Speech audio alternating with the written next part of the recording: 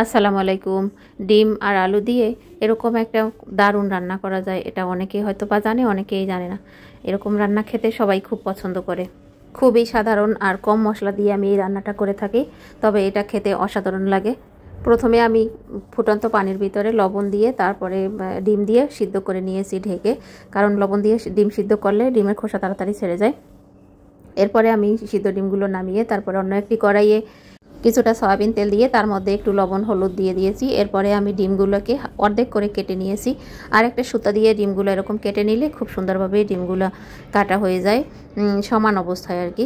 তারপরে আমি ডিমগুলো এরকম ভেজে নিচ্ছি, তেলে ভেজে তুলে নিচ্ছি। ডিমের দুই পাশ ভালো করে ভেজে তুলে নিচ্ছি। এরপরে এই একই তেলে আমি আলু দিয়ে দিয়েছি, আর আলুগুলো আমি গোল গোল করে কেটে নিয়েছি।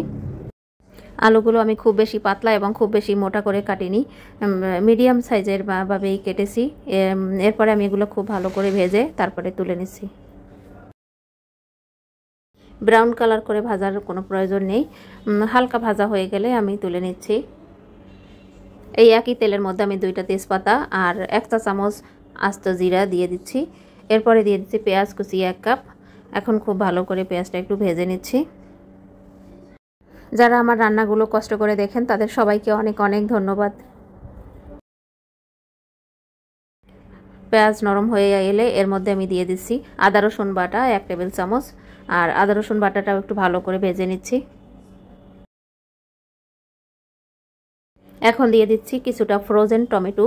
আমার কাছে তখন ফ্রোজেন টমেটো ছিল তাই আমি দিয়ে দিচ্ছি, এখন তো ফ্রেশ টমেটো পাওয়া যায়, দিতে পারেন। এরপরে আমি হলুদের গুঁড়া দিয়ে দিচ্ছি, তারপরে ধনিয়া গুঁড়া, জিরার গুঁড়া এবং মরিচের গুঁড়া দিয়ে দিচ্ছি প্রয়োজন মতো। লবণ দিয়ে দিচ্ছি স্বাদ মতো। এখন মশলাগুলো একটু ভালো করে কষিয়ে নেব পানি দিয়ে। 1 থেকে 1.5 কাপ পানি দিয়ে তারপরে আমি একটা ঢাকনা দিয়ে ঢেকে মশলাগুলো ভালো করে কষিয়ে নেব এবং টমেটোগুলো খুব নরম করে নিব, তাই ঢাকনা দিয়ে ঢেকে রাখলে যে কোনো মশলা খুব তাড়াতাড়ি হয়ে যায় আর টমেটোগুলো খুব তাড়াতাড়ি সিদ্ধ হয়ে যাবে। এরপর আমি একটা ঢাকনা খুলে এরকম একটা চামচ দিয়ে তারপর আমি এটা খুব ভালো করে ম্যাশ করে দিচ্ছি। এখন আমি মশলাটা কষানো হয়ে গেলে আমি পানি দিয়ে দিচ্ছি পরিমাণ মতো। রান্নার পানি দেওয়া হয়ে গেলে আমি ভেজে রাখা আলুগুলো আর কি দিয়ে দিচ্ছি। দিয়ে এখন আবার একটু আলুগুলো চারপাশে সমান করে রেখে এরপর আমি একটা ঢাকনা দিয়ে ঢেকে আবার এগুলো রান্না করে নিচ্ছি। আলুগুলো প্রায় অর্ধেকের বেশি, প্রায় 80% সিদ্ধ হয়ে এলে আমি ডিমগুলো দিয়ে দেবো উপর দিয়ে। যেহেতু ডিম ভাজাই আছে তাই ডিম রান্নার ওরকম কোনো নেই। তারপরে হয়েছে ডিমগুলো দিয়ে আমি আবার একটু ঢেকে রান্না করে নিচ্ছি যেন আলুগুলো পুরোপুরিভাবে সিদ্ধ হয়ে যায়। এরপরে আমি ঢাকনা খুলে কিছুটা ভাজা জিরার গুঁড়া দিয়ে দিচ্ছি। এগুলো আমি টেলে নিয়েছিলাম জিরা, তারপরে গুঁড়ো করে দিয়েছি। এটা দিয়ে দিলাম 1 চা চামচ।